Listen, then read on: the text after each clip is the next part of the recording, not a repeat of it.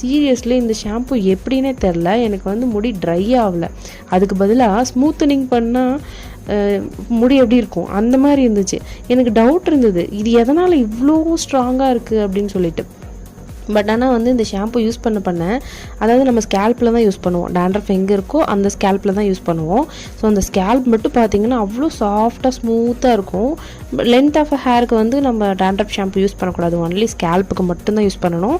ஸ்கேல்பில் நல்லா வந்து மசாஜ் பண்ணி 10 மினிட்ஸ்க்கு அப்புறமா ஹேர் வாஷ் பண்ணணும். ரின்ஸ் அவுட் பண்ணும்போது எண்ட் ஆஃப் ஹேர் வரைக்குமே வரும் இல்லையா, அதை அப்படியே வந்து வைப் அவுட் பண்ணி எடுத்துடலாம். ஸோ இந்த மாதிரி தான் வந்து சொல்லி கொடுத்தாங்க.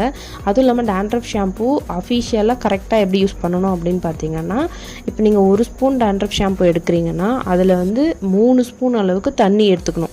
ஸோ இதுதான் வந்து மெஷர்மெண்ட்டு. 1:3ங்கிற அளவில் வந்து யூஸ் பண்ண சொல்லியிருந்தாங்க.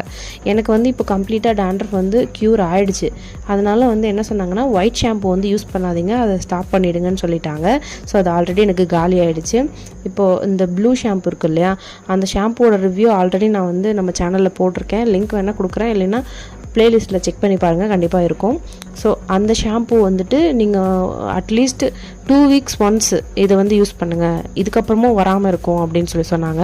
டேண்ட்ரஃப் வந்து கம்ப்ளீட்டாக